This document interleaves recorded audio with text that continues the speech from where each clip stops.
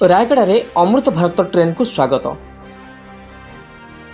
माननीय यशस्वी प्रधानमंत्री श्रीयुक्त नरेंद्र मोदी आभासी जरिया ब्रह्मपुर उद्यान निमंते नूतन ज्ञानकौशल निर्मित अमृत भारत ट्रेन शुभारंभ करछंती। ट्रेन टी को रायगड़ा एवं मुनिगुड़ा ठारे विपुल स्वागत कराइछि। यह ट्रेन टी ओडिशार ब्रह्मपुर बाहरी पलासा, विजयनगर, रायगड़ा, मुनिगुड़ा दे सूरत उद्यान में पहुंचबार व्यवस्था होइछि। उक्त स्वागत कार्यक्रम में रायगड़ा विधायक Appalaswamy Kadraka, SP Swati S Kumar, Rayagada rail division मंडल प्रबंधक अमिताभ सिंघल, बीजेपी गोपी आनंद, सेपरी मुनिगुड़ा ठारे विषम कटक विधायक नीलमाधव भिक्का प्रमुख उपस्थित होते। यह ट्रेन टी दक्षिण ओडिशा लोकों पई सूरत जावाई बहुत सुविधा हम। एथिरे शीतताप नियंत्रण बगी जोगाई देले साधारण उपकृत हो बोली मत प्रकाश पाइथिला।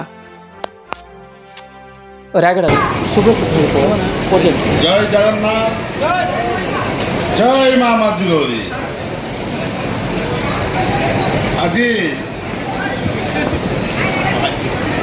आज अमृत भारत एक्सप्रेस रो शुभारंभ आम मंचासीन अतिथि डीआरएम सर एवं आउ जन अतिथि आम एसपी मैडम एवं आउ जन अतिथि बीजेपी रो जिला सभापति मो बंधु गोपी आनंद महोदय एवं सीनियर डी ओपी सर एवं आउ जन अतिथि अच्छा सीनियर डीजी ऑफिसर सर एवं ये उपस्थित थिबा आम रेल डिविजन रो समस्त कर्तृपक्ष एवं उपस्थित थिबा मोर भाई भौणी माने, मोर गुरुजन माने एवं सांबादिक बंधु माने, मोर जीआरपी एवं आरपीएफ समस्त भाई मानक मोर हार्दिक अभिनंदन एवं नमस्कार जनाऊँगी। आज जो ब्रह्मपुर सूरत में आम मान्यवर प्रधानमंत्री जो अमृत भारत ट्रेन चलाई ता स्वागत योग्य। कारण ब्रह्मपुर आरंभ करी जदि देखिबा ओडिशा, आंध्र प्रदेश, छत्तीसगढ़, महाराष्ट्र एवं गुजरात देकरी सूरत रे से ट्रेन टा पहुँचब एवं आमर जेतिकी सूरत रे काम करुचंती ए ओडिशार भाई भौणी माने समस्त एटा गोटे सुविधाजनक ट्रेन टे एवं सीठी जनरल बगी एवं स्लीपर बगी मात्र अच्छे एवं सेठू मध्य डीआरएम सार कहते डबल इंजिन आगे गोटे लगी एवं पछर गोटे लगी। एटा हूँ डबल इंजिन सरकार चलुची किंतु मत गोटे सन्देह लगुच जहाँकि जदि ओडिशा रो लोक मानक नहीं सूरत रे काम करने जोगाऊे ट्रेन टी तो मु डबल इंजिन सरकार को मु अनुरोध करुचे इटा दादन कठेपा नौना तो ब्रह्मपुर सूरत जाए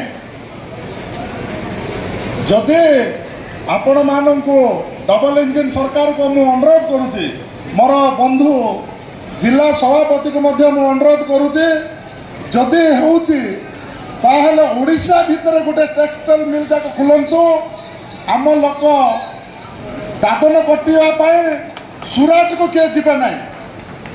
जदि मु आउ गोटे अनुरोध करुचे मोर जिला सभापति बंधु माध्यम मोर भाई भौणी माने जेतिकी ए रायगड़ा जिल्लार, कलाहांडी जिल्लार, बलांगीर जिल्लार जो भाई माने ଦାଦନ କଟିବା ପାଇଁ ତାମିଲନାଡୁ କେରଳ ଯାଉଛନ୍ତି ତାଙ୍କ ମାନଙ୍କ ପାଇଁ ମଧ୍ୟ ଗୋଟେ ଏହିପରି ଟ୍ରେନ୍ ଗୋଟେ ଯୋଗାଇ ଦେଇଥିଲେ ବହୁତ ସୁବିଧା ହେଇଥାନ୍ତା।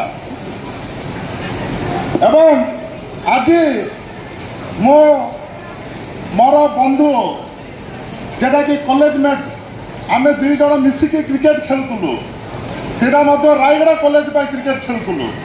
କିନ୍ତୁ ଆଜି ଆମେ ଖେଳୁଛୁ ସେ ବିଜେପି ଆଡ଼ର ଜିଲ୍ଲା ସଭାପତି ଏବଂ ମୁଁ କଂଗ୍ରେସ ଆଡ଼ର ଜିଲ୍ଲା ସଭାପତି ଏବଂ ବିଧାୟକ ଆମେ ଦୁଇ ଜଣ କ୍ରିକେଟ ଖେଳିଲା ପରେ ଖେଳୁଛୁ ରାୟଗଡ଼ାର ଉନ୍ନତି କରିବା ପାଇଁ।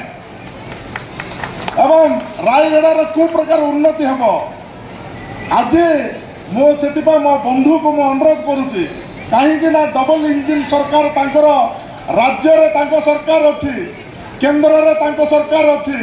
ମୁଁ ମୋର ବନ୍ଧୁକୁ ମୁଁ ଅନୁରୋଧ କରୁଛି, ଆମର ଏତେ ଖଣି ଖାଦାନ ଏତେ ଅଛି, ଜଳ ଜଙ୍ଗଲ ଜମି ଆମର ଅଛି।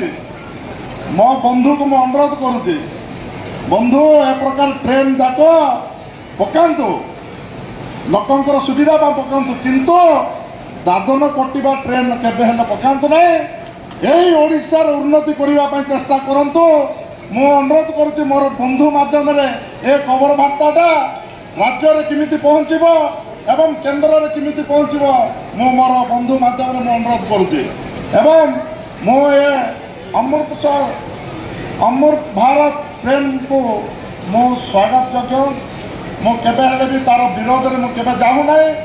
ଆମ ଲୋକଙ୍କର ସୁବିଧା ସୁଯୋଗ ପାଇଁ ଏ ଟ୍ରେନ୍ଟି ହେଇଛି ଏବଂ ସବୁ ଟ୍ରେନ୍ ପରି ଏଠି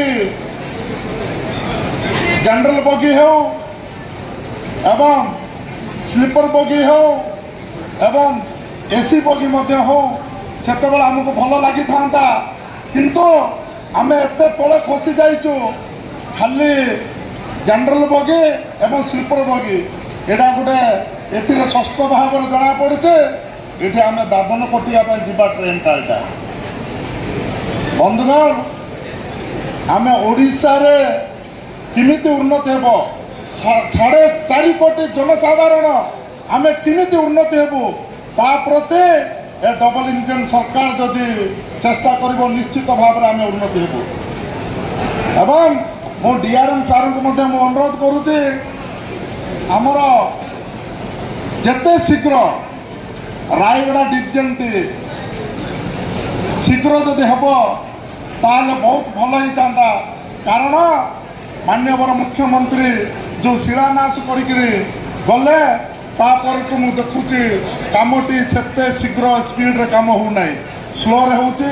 ସେଥିପାଇଁ ମୁଁ ଅନୁରୋଧ କରୁଛି ମୋର DRM ସାର୍ଙ୍କୁ ଅତି ଶୀଘ୍ର ଏଠି ଡିଭିଜନଟି କମ୍ପ୍ଲିଟ୍ ବୋଲେ ପୁରା କାମଟି ସୁରୁଖୁରୁରେ ଶେଷ ହେବ ବୋଲିକି ମୁଁ ଭାବୁଛି ଏବଂ ମୁଁ ଅନୁରୋଧ ମଧ୍ୟ କରୁଛି।